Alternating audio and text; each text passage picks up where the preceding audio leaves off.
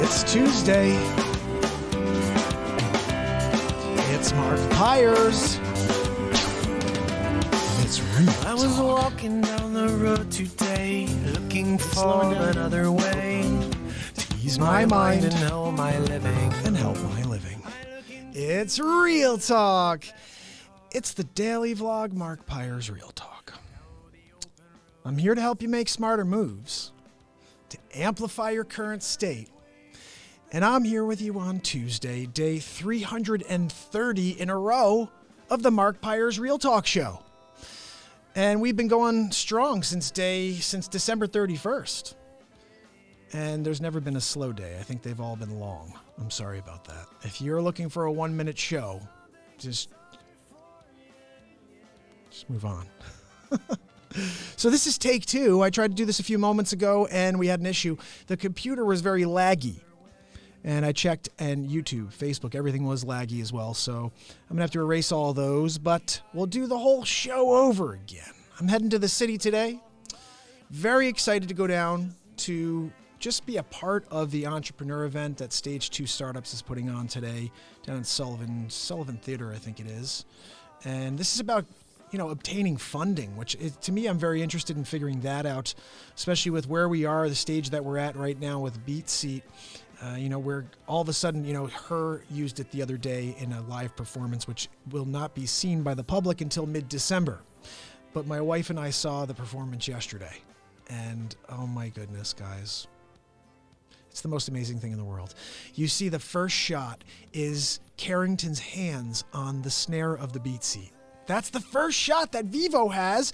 And then they pan back. And as they come backwards, you see her sitting in front. And then the whole band. Oh my goodness, it's unbelievable. Unbelievable.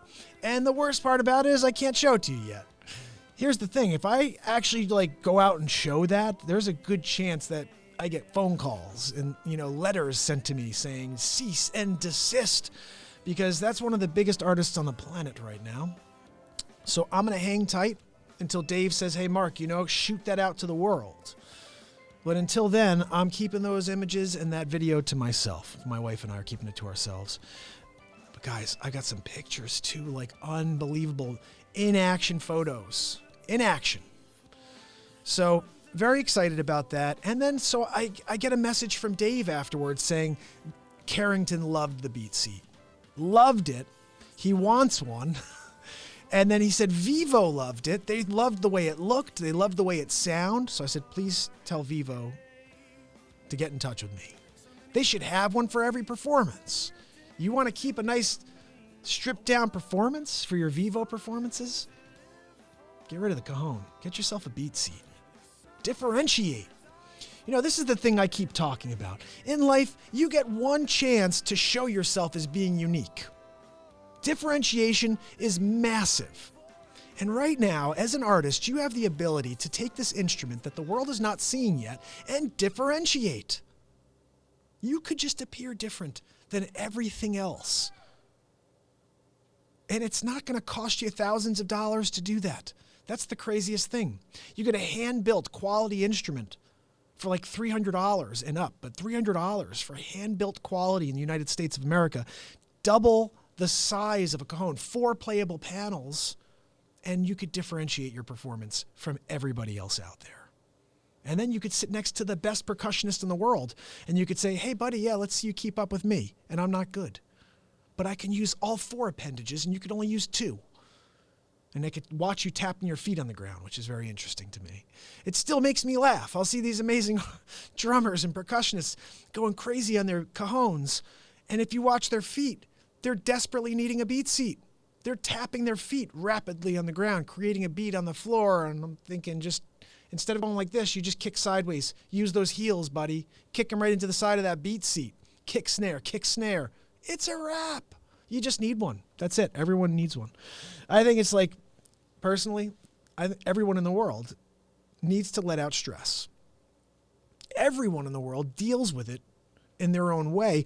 But if you could find a way to relieve yourself of that stress, wouldn't you? That's the thing that I don't get. realistically, it's like you have to pay thousands of dollars for someone to help you with that typically. Or you can find a nice sensory instrument that just lets you just explore, let it all out. That's what I'm most excited about, guys, the sensory application to the BeatSeat. I'm pumped that Carrington Brown wants a BeatSeat. I'm supposed to go down and meet him right now. But I have a 6 o'clock appointment at this entrepreneur event, so time's running short on me. I'm not sure how I'm going to get down to do both because he's in New Jersey. However, the door is open. Carrington and I are like texting each other. We're going to catch up, whether it's today, tomorrow, the next day, whatever it is. I'm going to have a face-to-face with him and shoot a video of Her's drummer sitting on a BeatSeat telling me why he likes the BeatSeat better than a cajon. Is that not the most amazing thing in the world?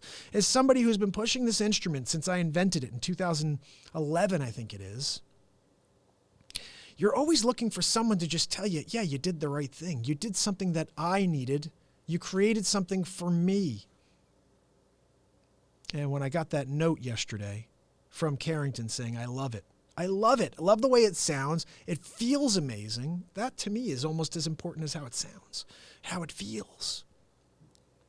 When you sit in a cajon, if you have ever sit on a cajon before, it's very uncomfortable. It's underneath you. Your legs have to spread completely wide, spread eagle, so you can get your hands in there to play it. We've designed something comfortable to sit on, upright. You don't have to hurt your back. You can get more tone out of this thing than you can get out of any drum on the planet. I can guarantee you that. Actually, no, I can't guarantee that because I haven't played every drum on the planet. But what I can tell you is it provides way more tone than any cajon on the planet. And keep in mind, right now, LP is coming out with a new cajon. I think they call it the 6-tone. You can get 6 tones out of that one. Ooh, by the way, you have to buy a seat. You have to buy a chair to sit in because this thing sits in front of you so you can play it like a drum kit. Well, guess what the BeatSeat allows you to do? Be the chair, and you could play it like a drum kit. You don't have to bend over to play it. So they're going backwards 50 years. We're taking you into the future. They're giving you 6 tones. I'm giving you omnitone. They'll charge you $850 for theirs. You need to buy a seat. You could pay $300 for mine, and you could sound like a 7-piece drum kit. You could put on a show all by yourself as a singer-songwriter. This show's sponsored by the BeatSeat. I am starting to do this. This show will be sponsored by different companies. So if you have an interest, if you're trying to promote a brand, and you'd like me to have a commercial each day, shoot me a DM and we'll discuss. I'm going to be working out budgets for people. I'll work with anybody. Look, I want to help you get your brand out there. I want to help you get your business to grow. And, you know, one of my philosophies on this show is to help each other up, right? Well, that's what we should be doing. You guys have something to share, and I have a platform here. So let's take advantage of that. So each day what I'll probably have is maybe 5-10 minutes worth of commercials. That was my BeatSeat commercial for the day. But you could check out the BeatSeat at beatseat.rocks. And it is designed and patented by this guy right here, and utility and design patent. And I hand build each of them in Fairfield, Connecticut for about a month. We have a manufacturer who just can't wait to take over. He's like, Mark, can you stop building them and let us do it? Because we want the work. I'm like, yeah, but as long as I'm getting 1 or 2 orders at a time, I'm just going to keep building them. So I keep joking with you guys and saying, if you're not ordering a hand-built one by me, I don't know what you're thinking, because when you buy the one from the factory, they're all the same. They're all the same. It's the ones that I'm building right now that are unique. Each one is different. They're built to the same specifications, but I'm building them by hand. The inventor is putting his own personal touch on them. And I think that there's always like some signature to each model that I build. I look back like at every single model I've built. There's one little thing on it, and I'm like, yeah, that's that model. If I ever see any of those models again, 20 years, I'll be like, I remember that one because I remember the distinct feature. And it's not necessarily that I put into the BeatSeat. It's a feature of the wood. It's just a speck on the wood. It's a vein. It's something in there that it's a defining characteristic to that BeatSeat. And it makes me not want to get rid of any of them. I literally build each one and then I'm like, mine. I'm going to keep this one, and let me build that person another one, and let me leave this one over here. And then I finish that one. I'm like, mine. Because they're beautiful. I want them. I want to have a room of BeatSeats. I have a room of BeatSeats, and my wife's always telling me to sell them. You can't just collect BeatSeats. You need to sell BeatSeats. And I'm like, yeah, but that one's mahogany, and that one's white oak, and then this one's flame maple. And she's like, yeah, but you only need one. I'm like, no, I want all of them. I'm in love with my own invention. I'm in love with what it accomplishes for me. You guys have seen, you see what I'm doing. This is me, all alone. BeatSeat, kicking it, playing. And then I'm adding more BeatSeat afterwards, just into the loop. That sounds like a drum kit.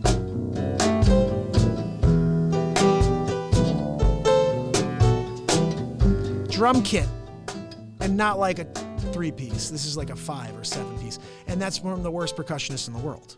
Imagine someone like a Carrington Brown going crazy on it. That's what I can't wait to see. I can't wait to see that performance from Vivo, because Dave's performance, watching it from a cell phone camera, is never going to be the same experience as it is being there and having that audio being recorded live from the studio. I can't wait for that. That's going to be insane.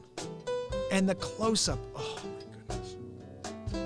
I got shivers when I watched this with my wife. I said, this is like the beginning of where we need to be. And it took us a year and a half to get to the moment where all of a sudden someone that's recognizes our instrument as something that's better.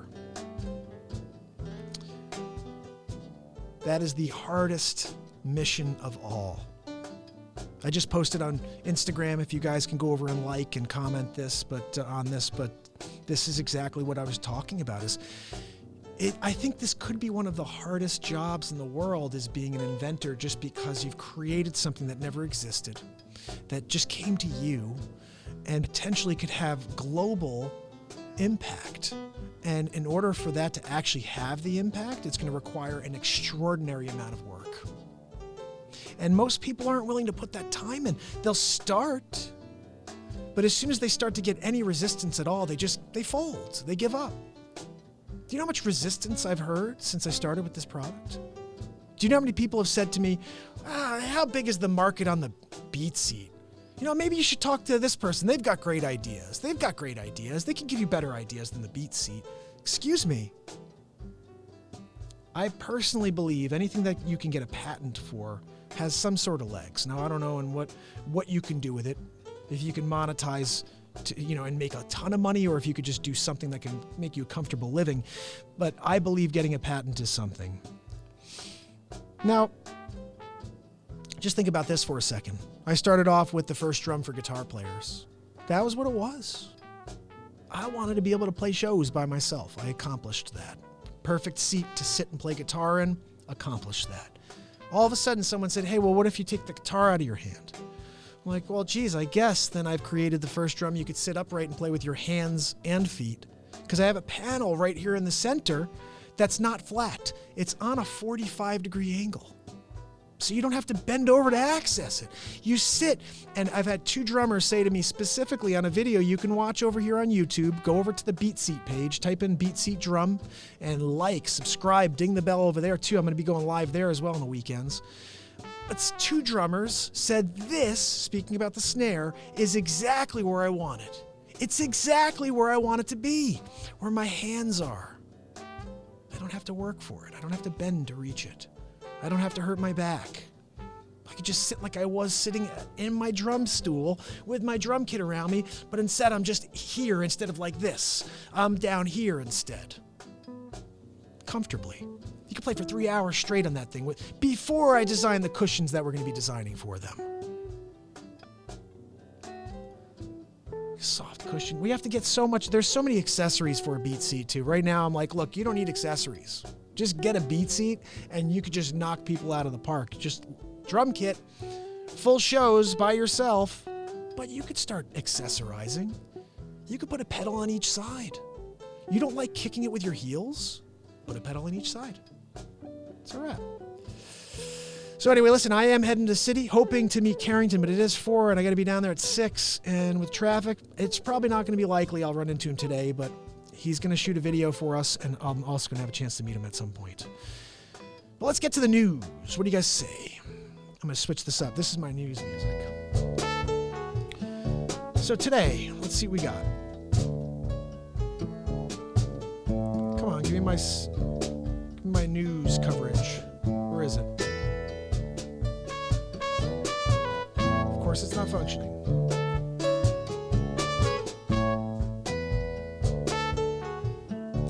Of course, when you want something to work, it doesn't work. I'm going to try something with you guys on here real quick. Hopefully this works.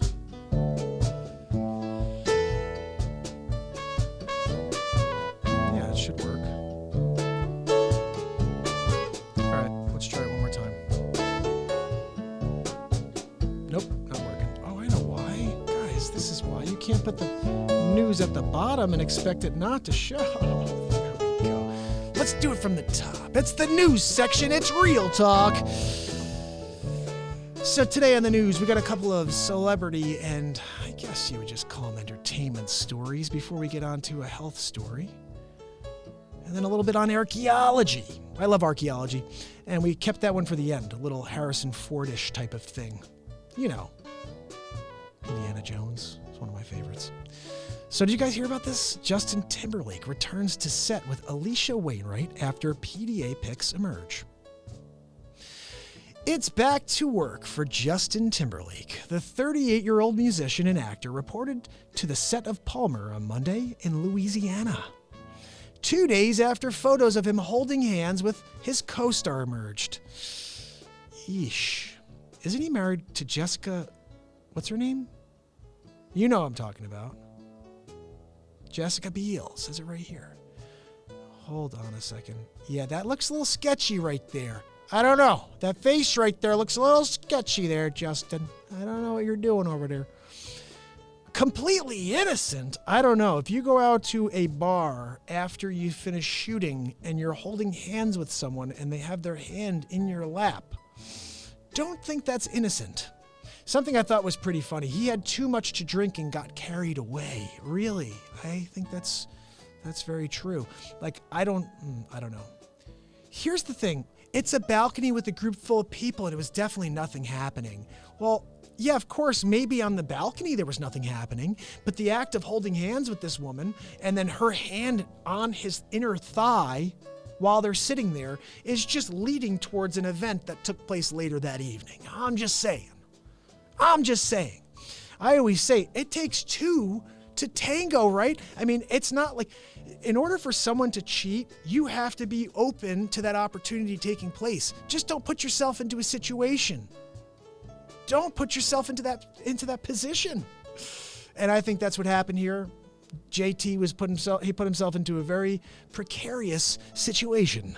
And now I don't know what happens here, but Jessica Biel, seems like the type of person that won't stick around for someone who's doing that type of thing. I know I wouldn't, my wife wouldn't, and I'm having a feeling that this is going to be a story that continues on. I'm just saying. So this is something I wanted to chat with you guys. I brought this up the other day about Colin Kaepernick. They brought him out to have a workout session to see how he looked. And apparently nobody is even looking at the guy right now. Nobody watches Real Talk, apparently. What is going on with these NFL, these NFL teams aren't watching the Real Talk show? I mean, someone has to inform these guys to go back and watch my episode from last week, okay? Nike, whom everybody said is going to go under because they signed Colin Kaepernick to an endorsement deal. And watch this, Nike collapses. Give them a few months and they'll collapse. Oh yeah? They've gone up $27.1 billion. I think that's the figure, somewhere around there. $27.1 billion or 15% in valuation since they signed that guy to an endorsement deal. So my philosophy is this. If you're an NFL team and you're currently struggling to get fans in the door, you're struggling to build, I don't know, there's a lot of guys, they were talking about, I think it's the Redskins. You can get tickets to a Redskins game for like $5. I don't know if that's really the case, but no one's going to these games.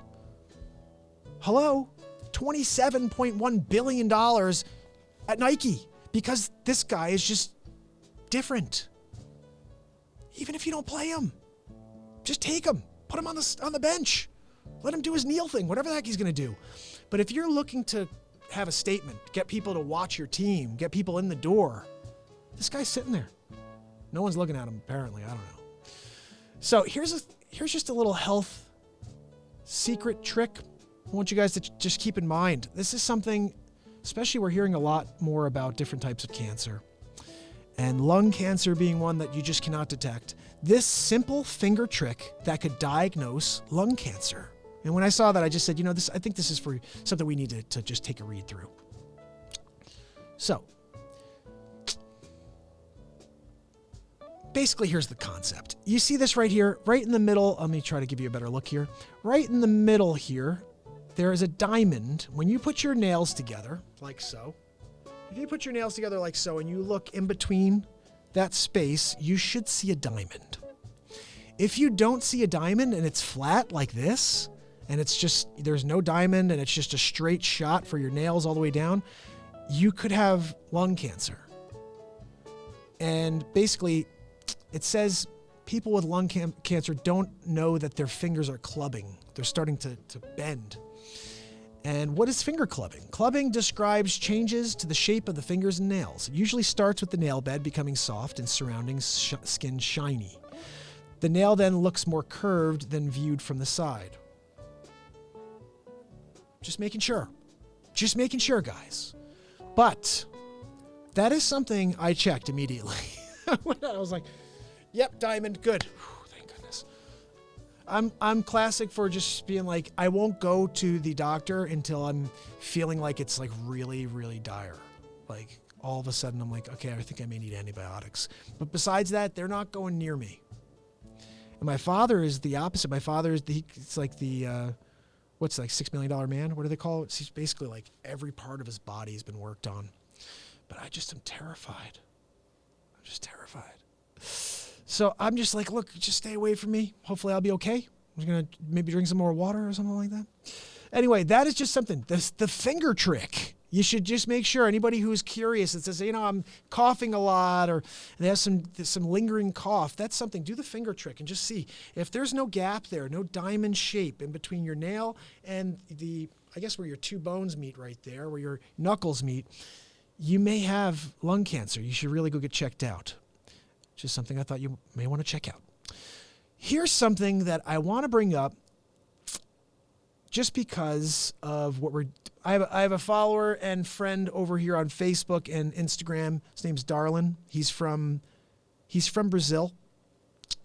And we've been talking recently back and forth about, positivity and everything with the Real Talk Show, essentially. And I know he's down in Brazil. He's dealing with this guy, Bolsonaro.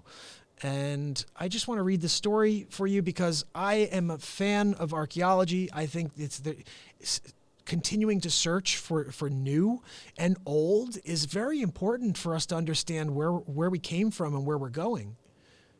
The other thing is, and this is something that you'll hear here, it's kind of amazing. There were millions and millions of people in the Amazon back then. So let me just read this to you. Archaeologists fear Bolsonaro agenda will kill Amazon civilization research. When archaeologists Eduardo Kazuo and Marjorie Lima recently unearthed 9 pre-Columbian funerary urns in Tiwari, a tiny community in Brazil's Amazon rainforest, their immediate reaction was a mix of pleasure and desperation. The bulbous vessels containing human remains and writhing with anthropomorphic painted serpents and monkeys are the only ones of their kind to be excavated intact. That's huge. But the extraordinary find last year underlined the precarious situation of the small team at the Marmorea Institute for Sustainable Development, which found them. Basically, the bottom line is this guy's trying to shut down archaeology. He's cutting funding, and I just don't understand. And then he wants to give the rainforest to the loggers and to the miners. And why? We have a lot of people protesting here in the United States between climate change and deforestation. Can some of them just jump on a plane down to Brazil and protest this guy? I mean, how is this even going on? Oh, we're just going to give the rainforest away to the loggers. Let's just cut it all down. Now, I don't know for certain, but I'd heard from a few scientist friends of mine that there are so many different species they still haven't discovered in the rainforest, and potentially so many cures to diseases through these same species, through these different plants and animals, everything that carry potential. And this guy wants to just stamp it out. Let's just get rid of it all. So I don't know about you guys. I don't like that. So go down there and protest. How about leave America alone for a little while? Let them take a break. I think America needs a break. Can we do that? We should call for 24-hour break. No politics for 24 hours. I don't want to hear from either side. I just want a day of peace. I haven't seen one day of peace since 2016. One day where people are just walking around with a smile, like, oh, I'm alive. Yeah, you're alive. And you're walking around dead. Because all you're doing is thinking about the negative and tearing people down. Oof. This is why I shut the TV off so long ago. I don't need that in my life, guys. I don't need the negativity. I'll just generate my own positivity. That's what I'm planning to do for the rest of my life, guys. So listen, I'm heading down to the city. I got a journey ahead of me. And I hope you guys enjoyed this take 2 of Real Talk. I'll probably come live with you on Instagram, most likely, during the Entrepreneur event. I don't want to pop too much stuff on here. I know how you guys are. But I will go live on Instagram and drop a little bit more over there during the Entrepreneur event. And if I do have a chance to somehow, I don't think it's going to work out to meet Carrington today, but if I do somehow have a chance to get down and meet with Carrington, that will be broadcasted live and potentially on all of these channels. Because I really want to hear what he has to say about the BeatSeat. And I'm just so pumped that he loves it. I know I love it, but it's nice to hear a musician who's out there playing with her say they love it. So that's it for today, guys. I'll see you tomorrow on the next Real Talk. Remember, if you have any topics, shoot them over. Subscribe and ding that bell. Don't forget, live every day forever. It's Mark Pyers.